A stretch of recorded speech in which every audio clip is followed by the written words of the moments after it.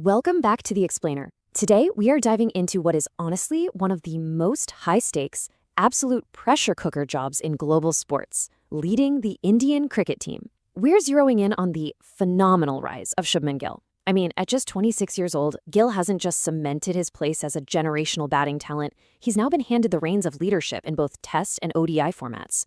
It's a massive, massive responsibility. So, how does a young prodigy balance the immense weight of scoring runs with the sheer tactical demands of captaining a team of superstars on the world stage? Well, let's break down the data, the strategy, and the psychology behind this monumental transition. Okay, let's dive into this incredibly candid quote directly from Gill himself.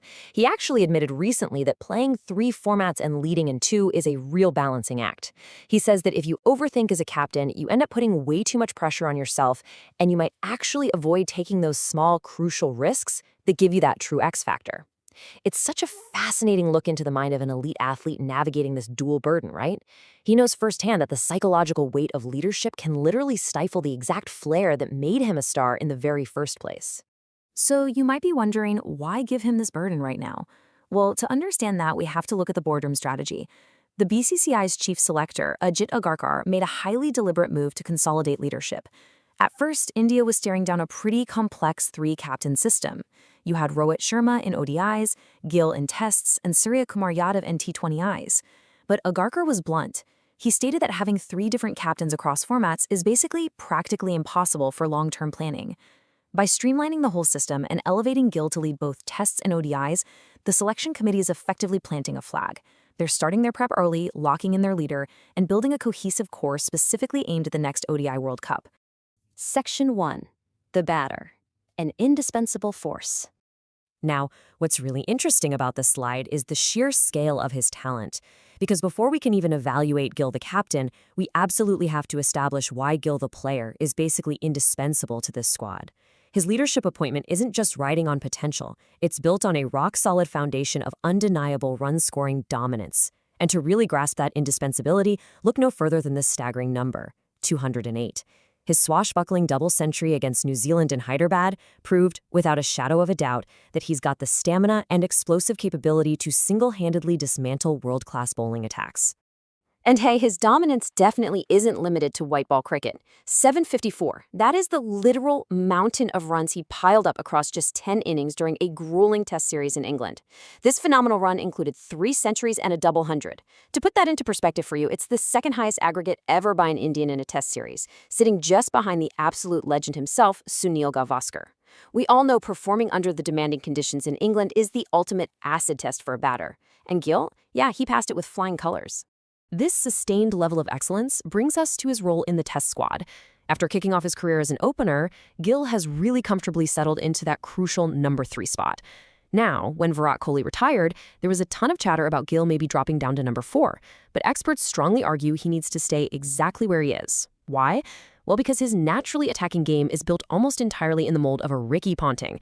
He dominates bowlers right from the get-go. And the numbers? They totally back this up. Batting at number 3, he's racked up 1,019 runs at a highly impressive strike rate of 61.53.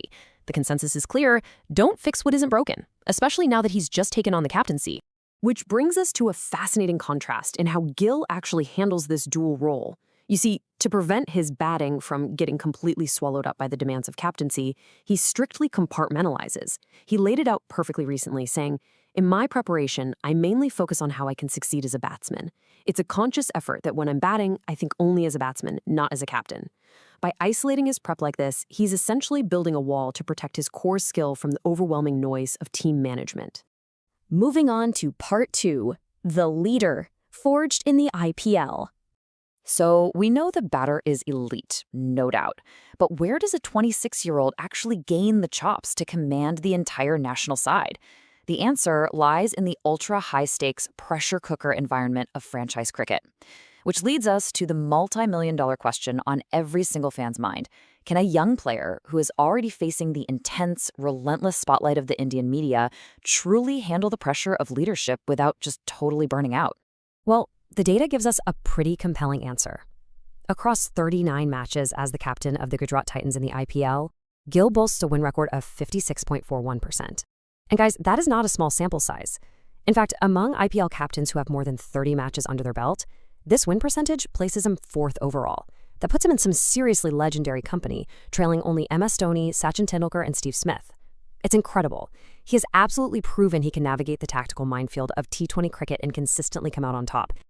And this brilliantly illustrates that captaincy didn't hinder his batting in the IPL at all. It actually seemed to fuel it.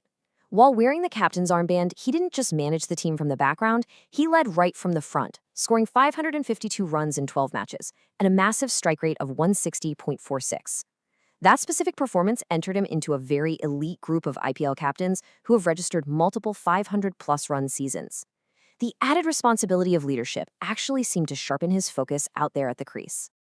And this success, it's deeply rooted in his specific leadership style. Remember how calculated and strictly compartmentalized his batting prep is? Well, his captaincy is kind of the exact opposite. He says, on the field, I like my instincts to take over while captaining. That's when I make the best tactical decisions for the team. So rather than relying solely on pre-game spreadsheets, he relies on a dynamic, instinctual feel for the game as it actually unfolds, fully trusting his gut to make those split-second bowling changes and field placements. Which brings us to part 3, the growth, learning from mistakes. Now, let's be real, no leader is perfect, especially not a young one just stepping into the role. What truly defines a great captain isn't having a totally flawless record, but having the maturity to recognize, admit, and actually learn from their tactical missteps. Let's look at a very concrete example. During a test against the West Indies earlier this year, Gill made a highly scrutinized tactical call. After fielding for 90 grueling overs and securing a massive lead, he chose to immediately enforce the follow-on. So the crucial point is how he handled the aftermath. He didn't make excuses or deflect the blame. He openly analyzed the error, stating, naturally, the bowlers got tired and the spinners lost a bit of zip. My learning was that maybe after fielding 90 overs, we could have batted and given them the follow-on later. Guys, this level of public accountability and self-reflection is incredibly rare. It shows us a captain who actively prioritizes the physical workload of his bowlers and has the maturity to constantly evolve his tactical understanding. Section 4. The road ahead. Dual threat mastering? Let's move to and see how this builds into the ultimate endgame for Indian cricket. We have a prolific run scorer, a proven franchise leader, and a captain humble enough to actually learn from his mistakes. But how does this fit the BCCI's broader strategy? Chief selector Ajit Agarkar absolutely knows that throwing all of this at a 26-year-old carries a real risk of burnout. The stated strategy here is all about carefully managing his workload across a seriously grueling international calendar. The BCCI is playing the long game here, folks. By giving him the reins right now, they are ensuring he has the time, the space, and the backing to grow into this role, learn on the job, and ultimately build a stable, unified core team well in advance of the next ODI World Cup. Which leaves us with the ultimate question. As the demands of international cricket reach an all-time high, will Shubman Gill's ability to compartmentalize his elite batting from his instinctual captaincy redefine what it means to be a modern cricket leader? He's definitely got the pedigree, the stats, and the self-awareness. But can he conquer the ultimate dual burden and lead India back to World Cup glory? It is going to be a fascinating journey to watch unfold.